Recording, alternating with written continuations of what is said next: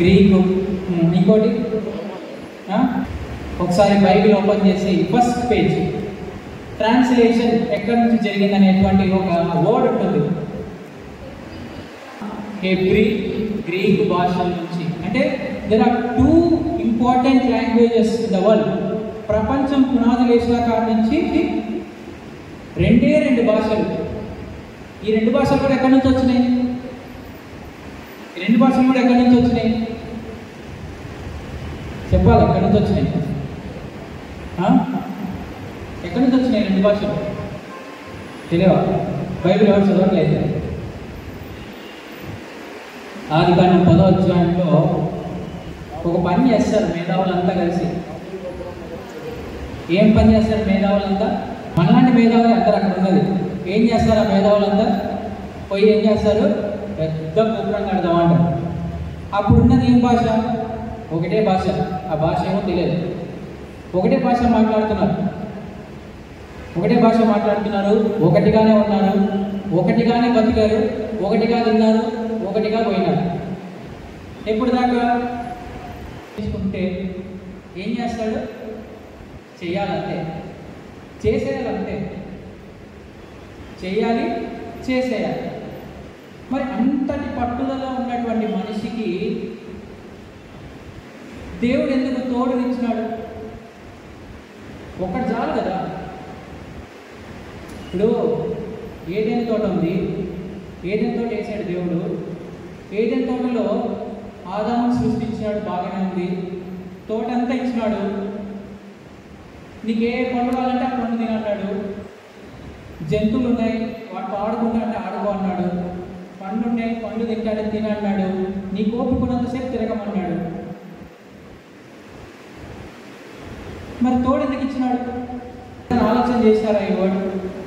తోడు ఎందుకు ఇచ్చినాడు దేవుడు? ఒంటరిగా ఉండడం మంచిది కాదు. ఎవరు ఒంటరిగా ఉండడం మంచిది కాదు? ఆదాము ఒంటరిగా ఉండడం మంచిది కాదు. మీరు ఆన్సర్ చెప్పాలంటే మీ వర్షం నుంచి వస్తానండి. మీరు ఎప్పుడైనా ఒంటరిగా ఉన్నారా? ఒక్కరే. అది రూమ్లో కావచ్చు, ఇంట్లో కావచ్చు, స్కూల్లో కావచ్చు, కాలేజీలో కావచ్చు, వర్క్ ప్లేస్లో కావచ్చు, ఎక్కడ, అది చీకటి కావచ్చు, వెలుగు కావచ్చు, మధ్యాహ్నం కావచ్చు, ఎప్పుడైనా కావచ్చు. ఒంటరిగా ఎప్పుడైనా గడిపారా? గడపలేదా? ఒక్కరు కూడా గడపలేదా? సరే, ఆ గడిపితే ఒంటరిగా ఉండుంటే ఎందుకు మంచిది కాదు నీకు అర్థమవుతుంది. ఎందుకు ఒంటరిగా ఉండకూడదు అనేది అర్థమవుతుంది. శోధింపబడడానికి ఆలోచనలు వస్తాయంట. ఇంకా ఆలోచనలు వస్తూ ఉంటాయి. ఓకే, ఆలోచనలు వస్తూ ఉంటాయి. అంటే నేను ఫస్ట్ చెప్పినా మీకు ఏమని చెప్పినా, మనిషి చేయాలని అనుకుంటే ఏం చేసేస్తాడు? అని చేసేస్తాడు. ఎట్లాంటి టైప్ మనిషి?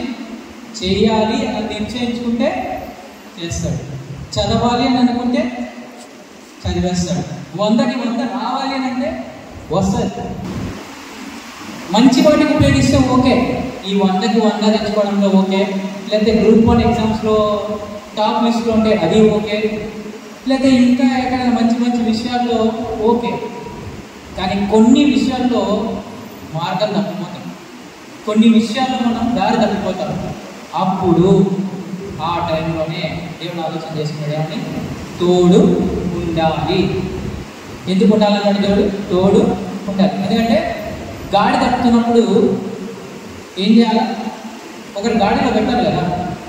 ఇప్పుడు మీరు ఎప్పుడైనా ఊర్లలోకి వెళ్ళినప్పుడు గొర్రెల మందలు వెళ్తూ ఉంటాయి రోడ్ల మీద. వెనకాల కాపర్ ఏం చేస్తుంటాడు? అంటే లారీలు వస్తుంటాయి, బస్సులు వస్తుంటాయి, పక్కన లోయలు ఉంటాయి, రోడ్డు మాత్రం తిన్నగా ఉంటుంది. కానీ గొర్రెలు ఎక్కడ పోతుంటాయి? పడితే అక్కడ గడ్డి దొరికితే అక్కడ. అంతేనా? సేమ్ మన పరిస్థితి కూడా అంతే. ఎక్కడ గడ్డి దొరికితే అక్కడికి వెళ్ళిపోతాం, ఎక్కడ గడ్డి దొరికితే అక్కడికి వెళ్తాం మనం. అందుకే దేవుడు ఏం చేశాడంటే ఒక తోడును పెట్టాడు. కానీ పొరపాటున ఆ తోడు కోసం నాశనం చేసింది అనుకోండి. తోడు కోసం నాశనం చేసింది తప్పలేదు. కాకపోతే ఆ తోడు వల్ల కొన్ని జీవితాలు కూడా బాగుపడ్డాయి. ఆ తోడు వల్ల కొన్ని జీవితాలు బాగుపడ్డాయి. ఒక తోడేమో నాశనం చేసింది, ఒక తోడేమో కొంచెం బాగానే పరిచింది. అయితే విషయానికి వస్తే ఇప్పుడు తోడు ఎందుకనేది ఒక క్వశ్చన్ మార్క్ మీకు ఆన్సర్ వచ్చిందా? నేను ఎంత టాపిక్ లోపలికి వెళ్ళిపోతున్నాయి కదా, మీకు క్లారిటీ ఉందా? ఓకే, మనిషికి తోడు ఎందుకు అవసరం అనేది క్లారిటీ వచ్చిందా? ఎందుకు? ఒంటరిగా ఉండుట మంచిది కాదు. ఉంటే ఏమవుతుంది? గాడి తప్పిపోతాం. వెనకాల కాపర్ ఉండి తగ్గుతూ ఉంటే వాడు చక్కగా వెళ్తూ ఉంటాడు అనమాట. సేమ్ తగ్గుతూ ఉండాలి, మనం చక్కగా వెళ్తూ ఉండాలి. మనంతటి మనం వెళ్ళే దారి మనకు రాదు కాదు. ఏమన్నా అంటే ఎందుకు ప్రయత్నం చేస్తున్నానంటే my life, my rules, my attitude, my freedom, etcetera etcetera etcetera. ఏమన్నంటే నా ఇష్టం, నువ్వెవడు చెప్పడానికి. అయితే దేవుడు అంటున్నాడు, బాబు నీ ఇష్టం కాదు నా ఇష్టం, నీ తీసేసి నా పెట్టాడు, నీ చిత్తం పది తీసేసి నా చిత్తం పెట్టాడు. ఇది ఎప్పటి నుంచి చెప్తున్నాడు? ఇది ఆదికాండం మొదలు నుంచి ప్రకటన గ్రంథం 22వ అధ్యాయం వరకు, బాబు నీ చిత్తం కాదు నా చిత్తం, నీ చిత్తం కాదు నా చిత్తం అంటే మనమేమన్నా లైఫ్ ఇచ్చే వరకే నీ పని, లైఫ్ నాది. I want to decide my life. నువ్వు చెప్తే నేను వినాను, నువ్వు డాక్టర్ చెప్తే నేను డాక్టర్ చెప్తే నేను ఇంజనీర్ పోతాను, నువ్వు కట్టెలు కొట్టమంటే నేను కొంటా, నా ఇష్టం వచ్చి నేను చేస్తాను. లోయలో పడేది నేను కదా, దెబ్బ తగిలించుకునేది నేను కదా, మధ్యలో నీకేంటి? ఎన్నిసార్లు అన్నాను ఇట్లా? ఎంతమంది అన్నారు ఇట్లా? ఎంతమంది అన్నారు? ఎన్నిసార్లు అన్నారు ఇట్లా? దేవుడితో కూడా మనం ఇట్లానే మాట్లాడుతూ వస్తున్నాం కదా, ఇలానే మాట్లాడుతూ వస్తున్నాం. తర్వాత అన్నీ అయిపోయిన తర్వాత ఒక సామెత ఉంది, చేతులు కాలాక ఆకులు పట్టుకుంటే ఏం లాభం అని. చేతులు కాలాక ఆకులు పట్టుకుంటే ఏం లాభం అని. చేతులు కాల్చుకుంటారు, తర్వాత చేయి బొక్కలు తీసి ఏం ప్రభు నా చేతులు ఇట్లా తీసేసినావు, అసలు అదం పాతాలని దొక్కేసినావు ప్రభు, అదం పాతాలని దొక్కేసినావు ప్రభు, కింద మీద దొక్కేసినావు ప్రభు. దేవుడు చెప్తుండే, జోనా చెప్తుండే, నేను వినలేదు ప్రభు, నేను మాట వినలేకపోయినాను ప్రభు. వాళ్ళిద్దరు చెవి కోసం మేకలాగా అరిసి ఎరిసి ఎరిసి ఎరిసి చెప్పాను అనుకో, పోవద్రా మార్గంలో పోవద్రా అని చెప్పినాను ప్రభు. అయినా కానీ పోయినాను ప్రభు. నువ్వే చేసినావు ప్రభు ఇదంతా. నీకు తెలుసు కదా ప్రభు, నేను ఏం చేస్తాను ముందే తెలుసు. చాలా మంది చాలా తెలివిగా మాట్లాడతారు. ఏమని మాట్లాడతానంటే, ఈ మధ్య నేను 2-3 సంభాషించినాను. నేను మెసేజ్ ప్రిపేర్ అవ్వకుండా 2-3 సంభాషించినాను. ఆ 2-3 ఆలోచనలు అభిప్రాయాలన్నీ నేను కేంద్రీకరించుకొని ఒక థాట్కి వచ్చినాను. ఏం జరిగింది అంటే, అంతా అయిపోయింది, అన్నీ చేసినారు. తీర చివరాఖరి దేవుని దగ్గరికి వచ్చి, దేవుడికి తెలియకుండా నేను ఆ దారిలో వెళ్తానా? సమస్తము ఆయన ఆధీనంలో ఉందని బైబిల్లో ఉంది కదా. సమస్త బైబిల్ మొత్తం, సమస్త భూమంతా కూడా ఆయన ఆధీనంలో ఉంది. ఆయన కనులు ప్రతి అంతటను, మంచంతటను, చెడ్డంతటను చూస్తున్నాయని ఉంది కదా. ఆయన కనులంతా చూస్తున్నప్పుడు మరి నేను ఎత్తున్నప్పుడు ఆయన ఎందుకు చెప్పలేదు నాటి? చెప్పాడు, దేవుడు చెప్పాడు, జోనా చెప్పాడు, రాజేష్ అన్న చెప్పాడు, జ్యోతి సిస్టర్ చెప్పింది, అలకి సిస్టర్ చెప్పింది, ఇంకా సో అండ్ సో ఇంకా సిస్టర్స్ బ్రదర్స్ చెవి కోసం మేకల్లాగా అరిసి అరిసి అరిసి చెప్తుంటే తీరా పోయి తప్పు చేసి లోయలో పడి మళ్ళీ దేవుని దగ్గరికి వచ్చి, సమస్తం ఆయన ఆధీనంలో ఉంది కదా, నేను కూడా ఆయన ఆధీనంలో ఉన్నాను. అప్పుడు గుర్తుకొచ్చిందా నీకు? అప్పుడు గుర్తుకొచ్చిందా ఆయన ఆధీనంలో ఉన్నావని? అప్పుడు గుర్తుకొచ్చిందా ఆయన కింద ఉన్నావని? అంతవరకు నా లైఫ్, నా యాటిట్యూడ్ అన్నటువంటి వాడివి ఎందుకు అలా మారిపోయాం? ఇప్పుడు నేను చెప్పినటువంటి ఈ మాటల ద్వారా మీకు ఇప్పటికీ ఒక మనిషి మైండ్లోకి రావాలి. బైబిల్లో ఉన్నటువంటి ఒక క్యారెక్టర్ ఎవరు చెప్పు? ఎవరు చెప్పాలి? ఒక క్యారెక్టర్ ఉంది.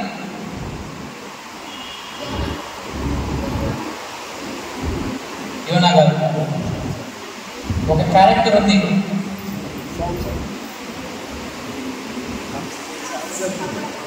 దగ్గర దగ్గర కొన్ని సంఘాలకు ఎన్నో పత్రికలు రాసిన వ్యక్తి ఆయన. పౌల్ గారు ఈజ్ మిస్టర్ పౌల్. ఏమంటారు పేరు? పౌల్. పౌల్కి ఇంతకుముందు పేరేంటి? సౌలు. ఏం చేశాడు సౌలు? ఒకసారి రిపీట్ చేసుకోండి. ఒకసారి గుర్తుందా ఎవరికైనా సౌలు స్టోరీ? సౌలు స్టోరీ ఎవరికైనా గుర్తుందా? మంచి స్కాలర్. ఎక్కడ స్కాలర్? ఒక మంచి వేదాంత అమరుడైనటువంటి టీచర్. ఆ మంచి వేదాంత దగ్గర మంచిగా నేర్చుకున్నాడు. He was a top scholar. మీకు తెలిసిన విషయాలు ఆయన కాలు గోటుకు సమానంగా, అంత టాప్ స్కాలర్. ఆయనకి మీరు ఎగ్జామ్ పెడితే పేపర్ చూడకుండానే ఆన్సర్ ఇచ్చేస్తాడు. అంత టాప్ స్కాలర్. అంత టాప్ యూనివర్సిటీస్లో ఎక్కడ ఏ యూనివర్సిటీలో కూడా అప్లికేషన్ పెట్టకుండానే ఆయనకు సీట్ ఇచ్చేస్తాడు. అంత టాప్ స్కాలర్. అట్లాంటి ఆయన పెద్దల కాడికి పోయినాడట. సెన్హెడ్రిన్ సభ దగ్గరికి పోయి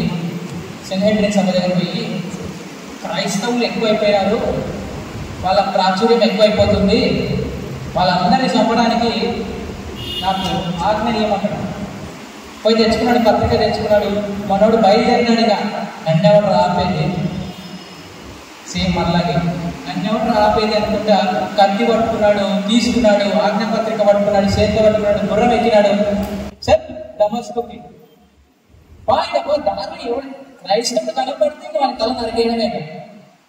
పరిగెడుతున్నాడు. పైనుంచి దేవుడు చూసినాడు.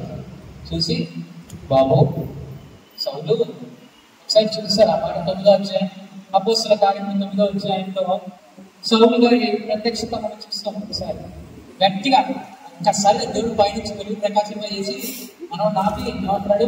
సౌలా సౌలా, నీవెందుకు నన్ను హింసించుచున్నావు? సౌలా సౌలా, నీవెందుకు నన్ను హింసించుచున్నావు? మనం ఎవరైనా ప్రేమించినాం అనుకోండి, ఇతరుల నుంచి కూడా మనం ఆ ప్రేమను ఎక్స్పెక్ట్ చేస్తాం కదా. ఇతరుల నుంచి కూడా సహాయం ఎక్స్పెక్ట్ చేస్తాం కదా. మరి ఆ ప్రేమించినటువంటి వ్యక్తి కాస్త మనకి హింసగా తయారైతే మనం అనాల్సిన మొదటి మాట ఏంటి? ఏమంటే మనం ఎందుకు ఇంత హింసిస్తున్నాం? ఎందుకు ఇంత హింసిస్తున్నాం? దేవుడికి ఎందుకు అంత కోపం వచ్చింది? ఎందుకంత కోపం వచ్చింది దేవుడికి? నీ ప్రవర్తన మితిమీరిపోయినప్పుడు, నీ ప్రవర్తన తలకెక్కినప్పుడు, తలకూరు బట్టి మనకు కళ్ళు కనపడక, ఎక్కడ పోతున్నామో తెలియక, ఏ దారిలో ఉన్నామో తెలియక, ఎవరిని ఏం చేస్తామో తెలియక ఉన్నప్పుడు దేవుడు అంటున్నాడు, నీవు నన్ను ఎందుకు హింసించుచున్నావు? మరి సౌలుని హింసించినాడు, బాగానే ఉంది. సౌలు పట్టబడ్డాడు, దేవుడి చేత పట్టబడ్డాడు, పౌలుగా మారాడు.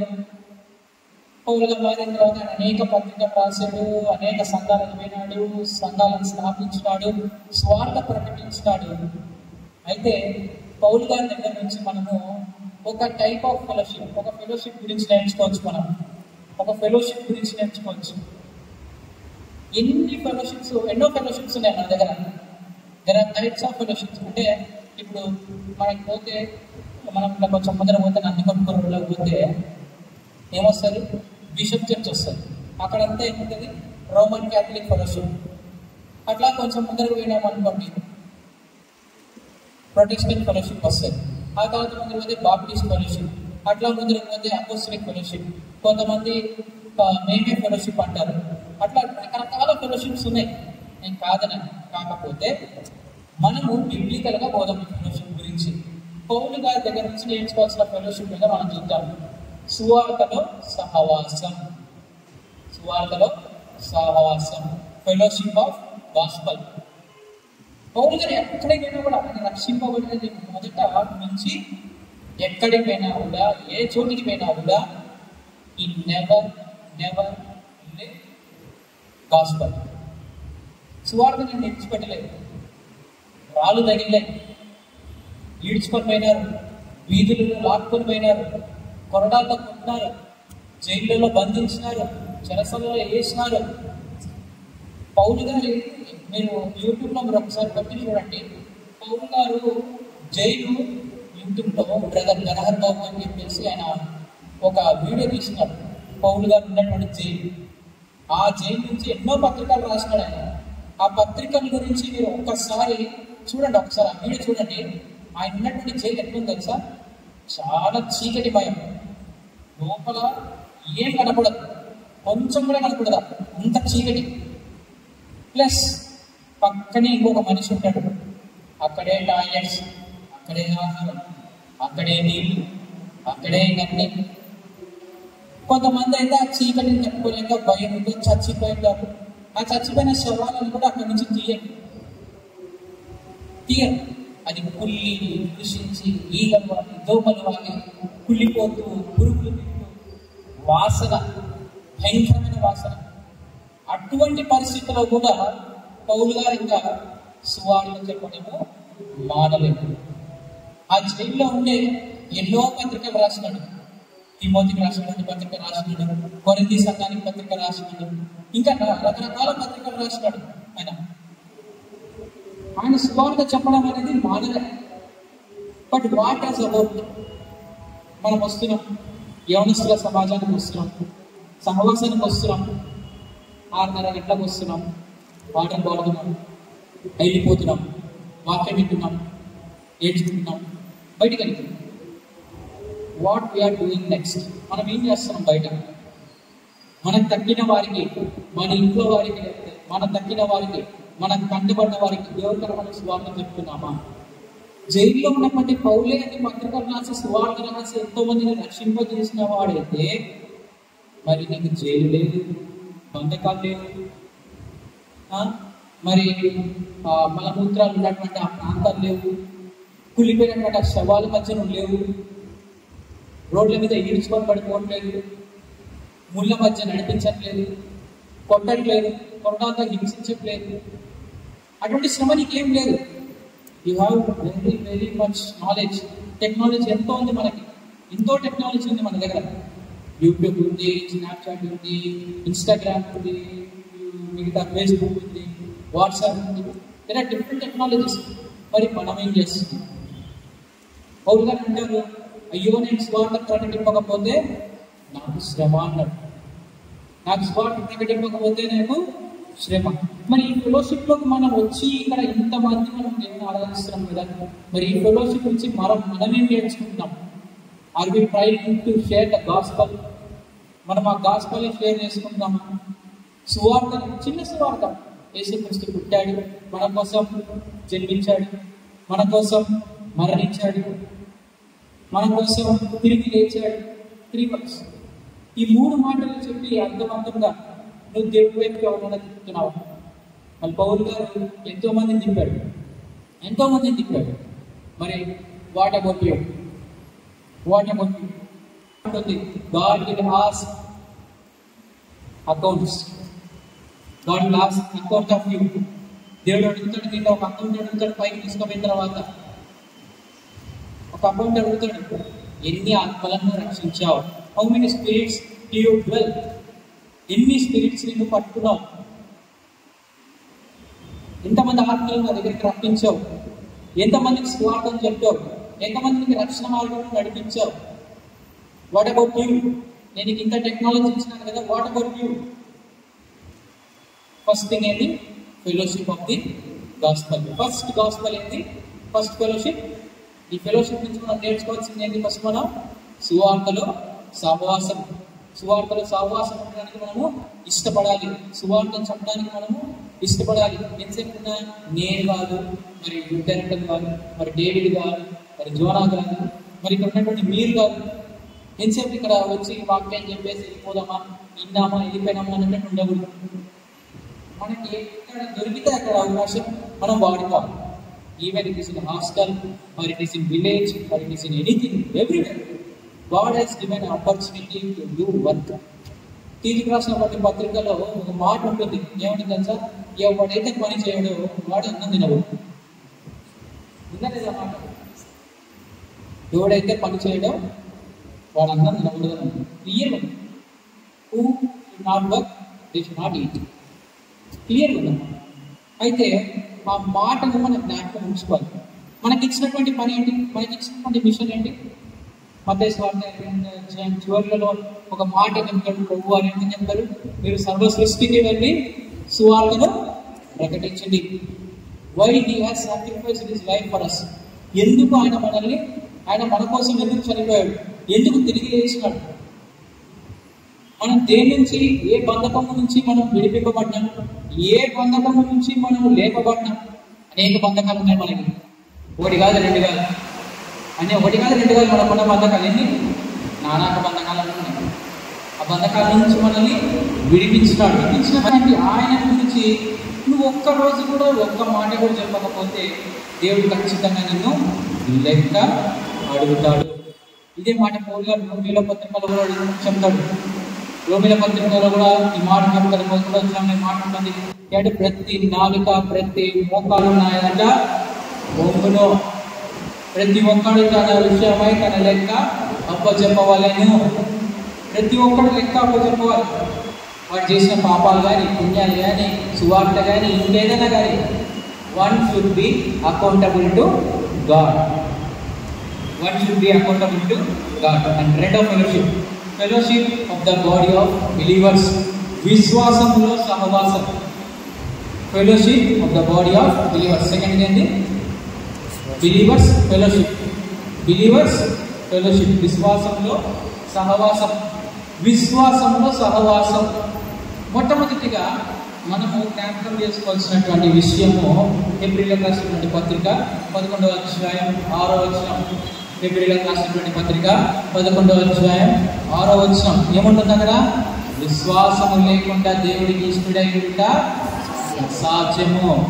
విశ్వాసము లేకుండా అండర్లైన్ చేసుకున్నారు.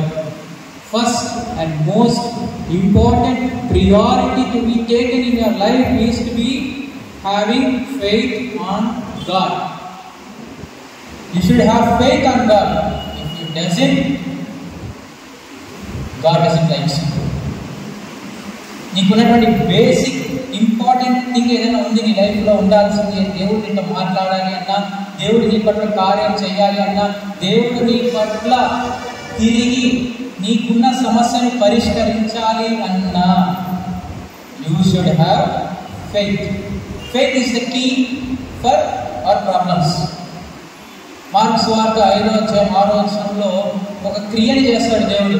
అయితే ఆ మాట అంటాడు, వారి విశ్వాసము లేక కార్యం జరగాలి అంటే. చూడండి ఒకసారి 5వ అధ్యాయం మార్క్స్ వార్త 6వ అధ్యాయం 5వ వచనం. అందువలన కొద్ది మంది రోగుల మీద చేతులుంచి వారిని స్వస్థపరచుట తప్ప మరి ఏ అద్భుతమును ఆయన అక్కడ చేయజాలగా పోయెను. ఆయన వారి అవిశ్వాసమునకు ఆశ్చర్యపడెను. అండర్లైన్ చేసుకోండి. ఆయన అవిశ్వాసములకు ఆశ్చర్యపడెను. ఎందుకు ఆశ్చర్యపడ్డాడంట? నీలో విశ్వాసం లేనందుకు. వచ్చావు, నువ్వు దేవుని సన్నిధికి వచ్చావు, మోకాలు వేసావు, ప్రార్థన చేసావు, దేవుని దగ్గరికి వచ్చినావు. ప్రభువా నాకు ర్యాంక్ రావాలి, ప్రభువా నా స్టడీస్లో నేను ఎక్సెల్ అవ్వాలి, ప్రభువా నేను ఇక్కడ ఉండాలి, నేను ఆ స్థాయిలో ఉండాలి, నేను ఇక్కడికి వెళ్ళాలి, నేను ఆ స్థాయిలో ఉండాలి. ప్రభువా నువ్వు అడిగినావు. అయితే నువ్వు అడిగిందల్లా నెరవేరాలి అంటే you should have faith. Faith అనేది లేకపోతే నువ్వు కార్యాలు చూడలేవు, చేయలేవు, దేవుడు కూడా చేయలేవు. అది ఎలా ఉంటుందో తెలుసా? నీ ఫెయిత్ లేకపోతే నీ పరిస్థితి ఎలా ఉంటుందో తెలుసా? ఆ తలుపు ఉంది కదా, ఒకసారి ఆ తలుపు వైపు చూడండి. అందరూ ఆ తలుపు వైపు చూడండి ఒకసారి. తలుపులు ఉన్నాయి కదా, ఆ తలుపు దగ్గర దాకా వస్తాడు దేవుడు. ఎక్కడి నుంచి? పైన ఆకాశం, ఇంత ఆకాశం అన్ని దాటి భూమిలోకి వచ్చి, భూమిలో మళ్ళీ నీ ఇంటి దాకా వచ్చి, నీ స్ట్రీట్లోకి వచ్చి, నీ ఇంట్లో నీ రూమ్ దాకా వస్తాడు. కానీ ఆ తలుపు దగ్గర ఆగిపోతాడు. ఆగిపోయి ఏమంటాడు తెలుసా? నీ అవిశ్వాసం బట్టి నేను ఆశ్చర్యపోయాను అంటాడు. నీ విశ్వాసం లేకనే నేను కార్యం చేయలేకపోయినాను అంటాడు. గుర్తుపెట్టుకోండి, ఎప్పుడైనా కూడా మనము విశ్వాసము లేకుండా మాత్రము ఉండడానికి వీలు లేదు. అది మంచైనా చెడైనా. ఒకసారి మన యోనస్తులో మనము ఎప్పుడైనా గుర్తుపెట్టుకోండి, యోనా జీవితం మనకు ఎంతో ఆదర్శప్రాయం. ఎంతమంది చదివారు యోనా గ్రంథం ఎంతమంది చదివారు? 1 నుంచి 4 వరకు చదివారు. ఎన్ని ప్రశ్నలు కదా, ఎన్ని ప్రశ్నలు, ఎన్ని సవాళ్ళు, ఎన్ని క్వశ్చన్స్, ఎన్ని ఆన్సర్స్. ఒక్కొక్క క్వశ్చన్ ఒక్కొక్క ఆన్సర్ పెట్టుకుంటే బుర్ర తిరిగిపోతుంది కదా. బుర్ర గిర్ర గిర్ర గిర్ర గిర్ర గిర్ర గిర్ర తిరుగుతుంది కదా, తిరుగుతుంది. 38వ అధ్యాయం ఎంతమంది చదివారు? యోబు 38వ అధ్యాయం. యోబు దేవుడు ఒక్కొక్క ప్రశ్న వేస్తుంటాడు 38వ అధ్యాయంలో. Even I was scared. నేను కూడా భయపడ్డాను ధ్యానం చేస్తున్నప్పుడు. దాన్ని నేను కూడా భయపడ్డాను. ఎందుకంటే నిజంగా అది ఎలా ఉందంటే, దాన్ని ధ్యానం చేస్తున్నప్పుడు దేవుడు ఎదురుకొచ్చి నిలబడి చెప్పు చెప్పు అంటాడు, రీజన్ చెప్పు అంటాడు, ఆన్సర్ చేయంటాడు.